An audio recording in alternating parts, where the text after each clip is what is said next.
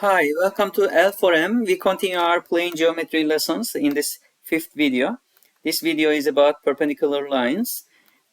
Remember that when two lines intersect, let's say line A and line B, when they intersect, they make four angles, and 1, 2, 3, 4 angles, and these four angles are vertical in pairs. For example, these two are vertical angles and equal. Those two angles are also vertical angles and equal. We also know that these two angles are supplementary because their sum must be 180 degrees, since this angle is a straight angle, right? Assume that when two lines intersect, we see that one of the angles is 90 degrees. This actually means that all these angles are 90 degrees, because if this is 90, because of supplementary angles, this angle should be also 90 degrees. And this angle should be also 90 degrees. They are also vertical angles. And this angle, this angle should be also 90 degrees. So in this case, if I see that when two lines intersect, at least one of the angles is 90, that means all four angles are 90, or right angles. We say that A and B are perpendicular lines.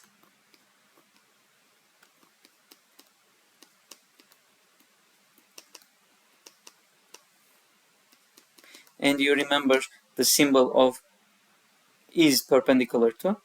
This is the symbol to say A is perpendicular to B. Okay, we have a quick theorem about perpendicular lines. Our theorem says that two lines which are both perpendicular to a third line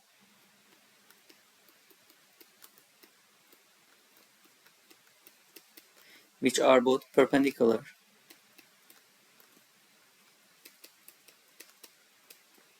to a third line do not intersect. This also means that two lines which are both perpendicular to a third line are parallel, right? Okay, let's prove our theorem. I prepared a quick figure here. Let's say that these are line A and line B, and this is line C here.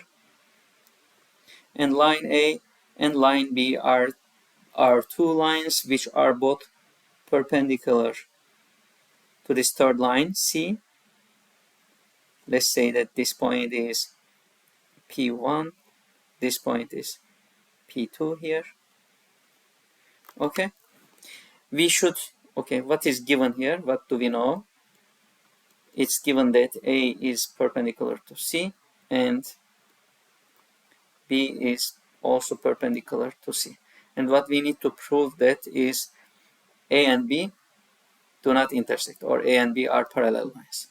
Now we can prove this theorem using a simple idea like that. When you assume that this page is on a paper, when you fold this paper along the line C, it's understandable that a point, for example, at the top part of the line A above the line C, for example, a point like A1 here will correspond to a point like A2 here when you fold the paper along the line C. Makes sense?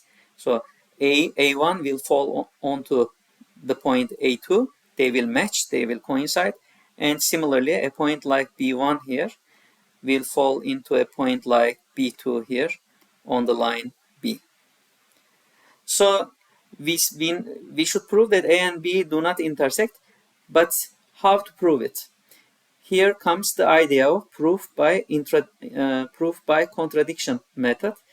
I will explain you what that means in a close future. But assume that A and B are two intersecting lines. Assume that A and B are intersecting.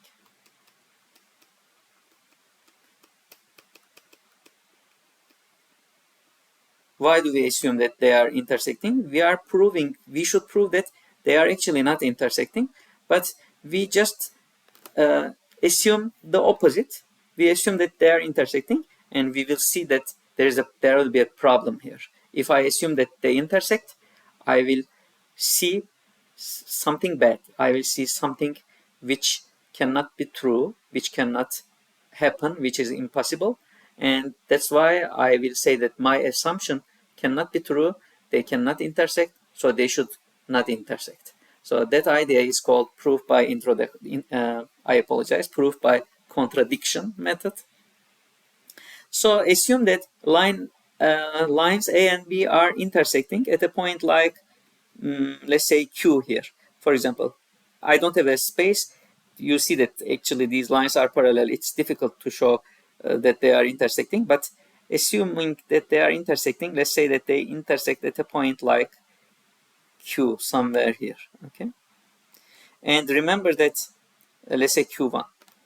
Remember that we said when we fold our paper along the line C, each point on the line A, like A1, will fall onto a point like A2, right?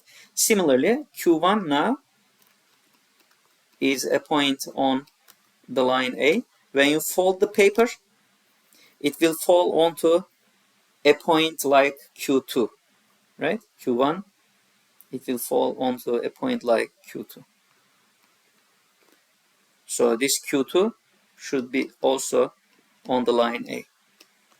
On the other hand, since I assumed that A and B were intersecting at point Q1, Q1 is also a point on B.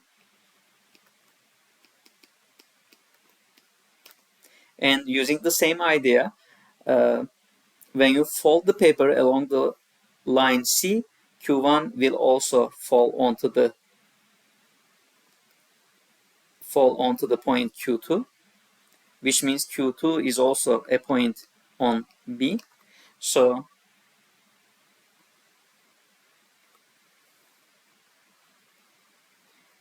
these two lines, A and B, they don't intersect at only one point Q1.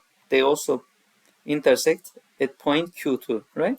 So now there's a problem here in two ways. One of them is if two lines intersect at 2 points, we said in lesson video 1, if two lines intersect at 2 points, they are actually either the same lines, we say, right? Or they are coinciding lines. They cannot be two different lines. But we know that A and B are different lines here. That's the first contradiction. Second contradiction is in video 1, we said that we talked about axiom number 1. Axiom number 1 said that through 2 points in the plane, pass a line, only one line, and that line is unique, right? There is only one single line passing through the points Q1 and Q2. But you see that when I assume that A and B are two intersecting lines, both of these two lines, A and B, are passing through the points Q1 and Q2. And that's a contradiction. That's something which cannot be true, right? So let me write it. Now, A and B are two lines which both pass through the points Q1 and Q2. Q1 and Q2. That's a contradiction.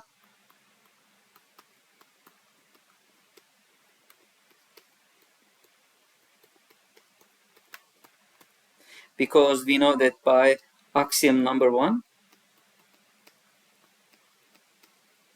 through 2 points in the plane,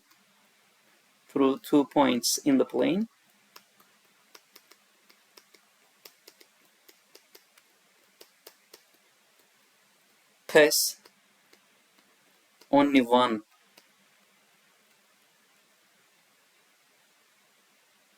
single line, only one line.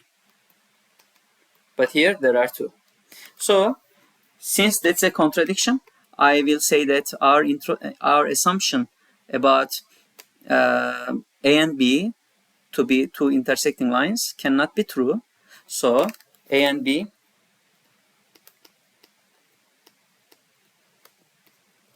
cannot intersect.